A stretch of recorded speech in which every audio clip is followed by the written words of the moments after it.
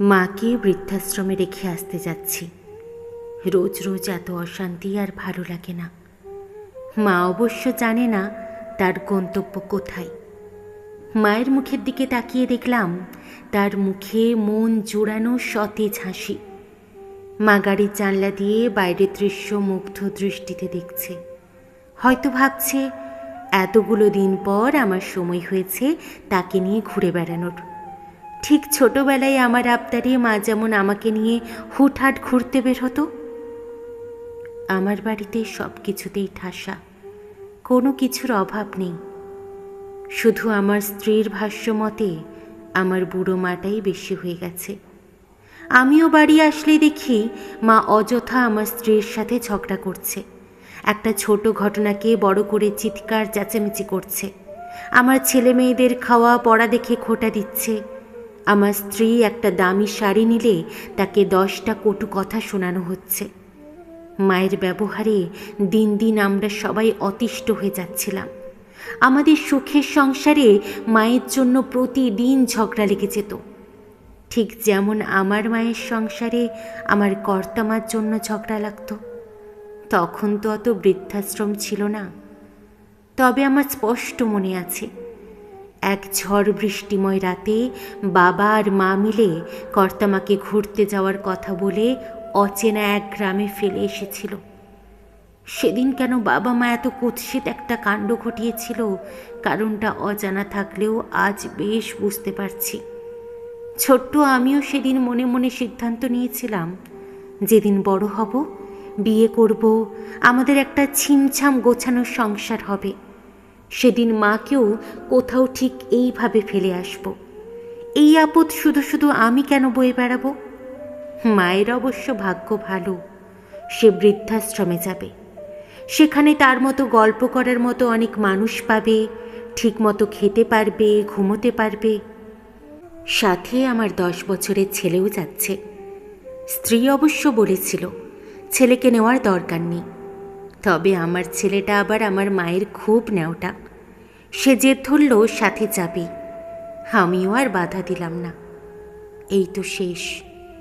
ইচ্ছে করলেও আর কোনো দিনও তার ঠাম্মিকে দেখতে পাবে না। সাথে ছেলেকে নিয়ে গেলাম। বৃদ্ধাশ্রমে মাকে রেখে সমস্ত ঝামেলা মিটিয়ে যখন ছেলেকে নিয়ে একা চলে আসছিলাম, ছেলেটা আমার কি বুঝলো কে জানে। আমার মাকে জড়িয়ে ধরে হাউমাউ করে কেঁদে দিল। সে কিছুতেই তার ঠাম্মিকে একা ফেলে যাবে না। কাঁদছে আমার বৃদ্ধা মাও। বারবার সাদা শাড়ির আঁচলে চোখ মুছছে আর বিড়বিড় করে বলছে, কি পাপের শাস্তি দিচ্ছ ভগবান? এই দিন দেখার আগে আমার মরণ হলো না কেন? আমি তখন অনুভূতি শূন্য। সম্পর্কে এত বেশি তিক্ততা এসে গিয়েছিল, মাকে ঘিরে এখন আর কোনো অনুভূতি কাজ করে না। আমার 10 বছরের ছেলেটার এক হাত চেপে ধরলাম, এক প্রকার জোর করে মায়ের কাছ থেকে টেনে ছাড়িয়ে নিয়ে গেলাম। গাড়িতে উঠে ছেলেটা কান্না ভেজা দৃষ্টিতে বৃদ্ধাশ্রমের দিকে এক দৃষ্টিতে তাকিয়ে রইল। আমি ছেলেকে স্বাভাবিক করতে বললাম, অমন করে কি দেখছিস বাবা? ভাবছি। কি? এই বৃদ্ধাশ্রম ঠিক কত বছর চালু থাকবে বাবা? আমি কৌতূহলী হয়ে বললাম, কেন বলতো? তুমি আর মা যখন বুড়ো হয়ে যাবে, আমাদের সংসারে অশান্তি করবে, ঠিক একইভাবে তোমাকে আর মাকেও এই বৃদ্ধাশ্রমে পাঠিয়ে দেব বাবা। কথাটা শুনে অনুশোচনা হওয়ার থেকে আমার এত রাগ হলো, আমি ঠাস করে ছেলের গালে থাপ্পড় মেরে দিলাম। ছেলে গালে হাত দিয়ে কাঁদতে লাগলো। আমি চাপা কণ্ঠে বললাম, এই কথা শোনার জন্য তোদের পিছনে আমার কারি কারি টাকা নষ্ট করছি? তোমাকে ছোট থেকে বড় করতে দাদু ঠাম্মির টাকা লাগেনি বাবা? আমি কি উত্তর দেব ভেবে পেলাম না। আমার ছেলে বলল, তারাও কষ্ট করেই তোমাকে মানুষ করেছে, তারপরও যখন তাদের শেষ ঠিকানা বৃদ্ধাশ্রম হলো, তাহলে তোমরা আর বাদ যাবে কেন? তুই কি আমাকে ভয় দেখাচ্ছিস? ভয় তো বড়রা দেখায় বাবা। খুব পেকে গেছিস দেখছি। ছেলে চুপ করে রইল। আমি বললাম, বৃদ্ধাশ্রমই যখন রাখবি, তাহলে তোর পেছনে আমার কষ্টের টাকা ব্যয় করব কেন? সেটা তোমার ইচ্ছে। ছেলের কথাগুলো শুনে আমার পিত্তি চলে গেল। বাড়িতে এসে স্ত্রীকে বলতেই সে আমাকে উল্টো বুঝিয়ে দিল। ছোট মানুষ, কি বলতে কি বলেছে, শুধু শুধু ওর কথা ধরো না তো। আমিও স্ত্রীর কথা মেনে নিলাম। ভেবেছিলাম মাকে বৃদ্ধাশ্রমে পাঠিয়ে দিলেই সংসারে শান্তি ফিরে আসবে। হলো তার উল্টোটা। দিন দিন ছেলেকে নিয়ে অশান্তি বাড়ছে। ছেলের পড়াশুনোয় মনোযোগ নেই, ঠিকমতো পড়ে না, খায় না, সারাক্ষণ ঘরবন্দি হয়ে থাকে। যখন ছেলের 13 বছর বয়স, তখন ছেলের হাতে কলম ছেড়ে সিগারেট উঠল। রাতারাতি পাড়ার বখাটে ছেলেদের খাতায় নাম লেখালো। কি পরিমাণ মারতাম ছেলেকে, তবুও ছেলেটা আর ভালো হলো না। সময়ের সাথে সাথে ছেলে আমার নেশার জগতে পুরোপুরি তলিয়ে গেল। ছেলেকে টাকা না দিলে চুরি করে নিত, টাকা বাড়িতে না রাখলে স্ত্রীর গালে হাত তুলত। ছেলেকে রিহাবে দিলাম, কাজ হলো না। যতক্ষণ নেশায় বোঁদ হয়ে থাকতো ততক্ষণ সব কিছু শান্ত।